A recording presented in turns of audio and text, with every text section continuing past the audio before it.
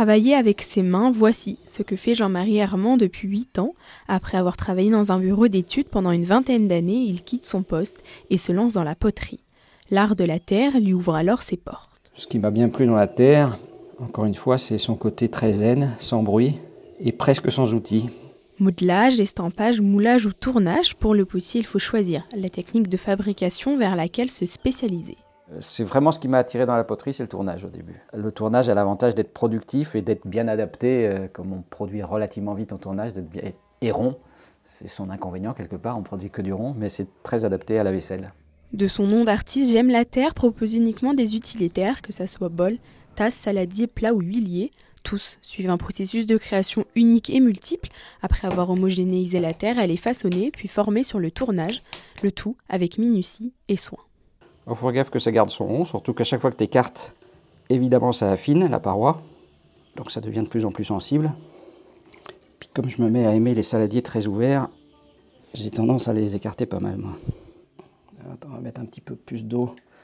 L'eau est nécessaire pour que ça glisse, donc des fois, il ne faut pas hésiter à les remettre là où on en a besoin, parce que si ça ne glisse pas, c'est la cata. Une fois le façonnage terminé, place à une nouvelle étape, le séchage. On va laisser sa pièce sécher 1 jour, 2 jours, suivant la météo, suivant l'épaisseur de sa pièce, etc. pour avoir une pièce à consistance cuir, c'est-à-dire une pièce qui n'est pas encore complètement sèche, mais qui est déjà suffisamment solidifiée pour pouvoir se manipuler sans trop la déformer. La pièce séchée va ensuite passer au four à 1000 degrés. Cette première cuisson va durcir la poterie, permettant de la plonger dans un bain d'émail, un vernis coloré qui va lui donner un aspect de verre. Par exemple, pour des petites pièces, on va les tremper avec des petites pinces à émailler pour ne pas me laisser des traces de doigts dessus.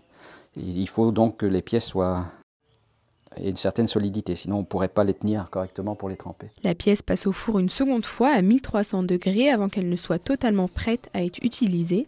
Dans ce processus rigoureux, le potier aime apporter sa petite touche personnelle. Dans mon cas, je joue pas mal avec les émaux, les superpositions d'émaillage, et je joue aussi avec mon four, parce que j'ai un four à gaz, et je m'amuse avec la flamme du gaz pour un peu mijoter les émaux et avoir des effets un peu particuliers dans certains cas. Jean-Marie Herman aime aussi faire découvrir son savoir-faire lors de portes ouvertes, d'ateliers découvertes ou de marchés, le tout avec plaisir et passion.